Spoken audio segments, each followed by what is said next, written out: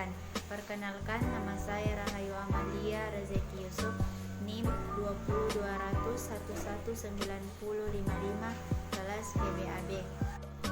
Sokrates adalah filsuf dari Yunani yang lahir pada tahun 469 sebelum Masehi sampai dengan 399 sebelum Masehi dan merupakan salah satu figur yang paling penting dalam tradisi filosofis Barat.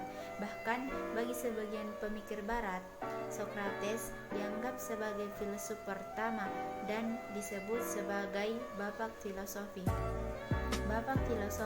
Sokrates lahir di Athena dan merupakan generasi pertama dari 3 ahli filsafat besar dari Yunani selain Plato dan Aristoteles. Sokrates adalah guru Plato, kemudian Plato pada gilirannya mengajar Aristoteles.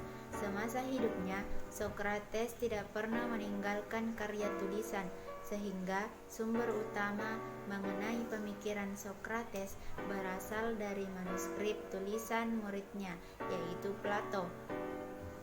Sokrates diperkirakan lahir dari ayah yang berprofesi sebagai seorang pemahat patung dari batu yang bernama Sophroniscos.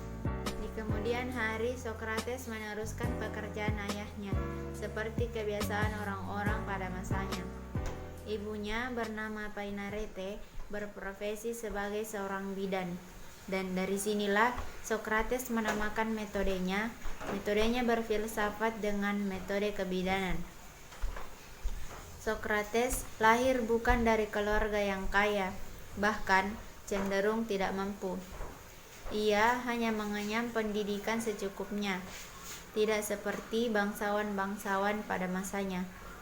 Sokrates dikenal sebagai seorang yang tidak tampan, berpakaian sederhana tanpa alas kaki, dan berkeliling mendatangi masyarakat Athena berdiskusi soal filsafat. Dia melakukan ini pada awalnya didasari satu motif religius untuk membenarkan suara gaib yang didengar seorang karyawannya dari orakel Delphi yang mengatakan bahwa tidak ada orang yang lebih bijak dari Sokrates. Merasa diri tidak bijak, dia berkeliling membuktikan kekeliruan suara tersebut. Dia datangi satu demi satu orang-orang yang dianggap bijak oleh masyarakat pada saat itu, dan dia ajak diskusi tentang berbagai masalah kebijaksanaan. Metode berfilsafatnya inilah yang ia sebut sebagai metode kebidanan. Ia memakai analogi seorang bidan yang membantu kelahiran seorang bayi dengan caranya berfilsafat yang membantu lahirnya pengetahuan melalui diskusi panjang dan mendalam. Dia selalu mengejar definisi absolut tentang satu masalah kepada orang-orang yang dianggapnya bijak tersebut. Meskipun kerap kali orang yang diberi pertanyaan gagal melahirkan definisi tersebut. Pada akhirnya, Sokrates membenarkan suara gaib tersebut berdasarkan satu pengetahuan bahwa dirinya yang paling bijak karena dirinya tahu bahwa dia tidak bijaksana, sedangkan mereka merasa bijak pada dasarnya adalah tidak bijak karena mereka tidak tahu kalau mereka tidak bijaksana. Anak muda pada masa itu banyak yang tertarik dan mendukung Sokrates. Bahkan diceritakan bahwa anak muda pada masa itu lebih memilih untuk mendengarkan Sokrates ketimbang orang tuanya.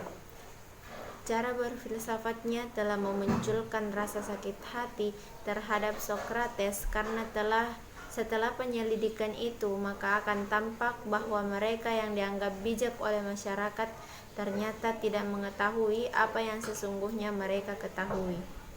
Rasa sakit hati inilah yang nantinya akan berujung pada kematian Sokrates melalui peradilan dengan tuduhan merusak generasi muda.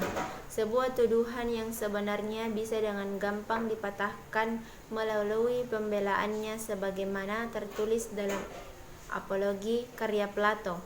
Sokrates pada akhirnya wafat pada usia 70 tahun dengan cara meminum racun sebagaimana keputusannya yang diterimanya dari pengadilan dengan hasil voting 280 mendukung hukuman mati dan 220 menolaknya.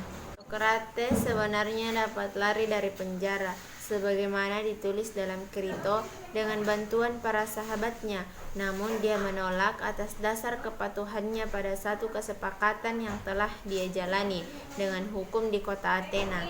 Keberaniannya dalam menghadapi maut digambarkan dengan indah dalam Phaedo karya Plato. Kematian Sokrates dalam ketidakadilan peradilan menjadi salah satu peristiwa peradilan paling bersejarah menurut masyarakat barat setelah peradilan Yesus Kristus.